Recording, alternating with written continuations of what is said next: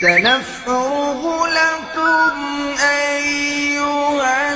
الثقلان فبأي آلاء ربكما تكذبان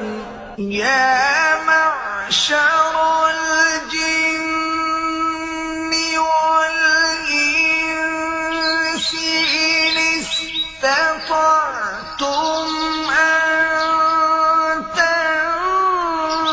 تنفذوا من أقطار السماوات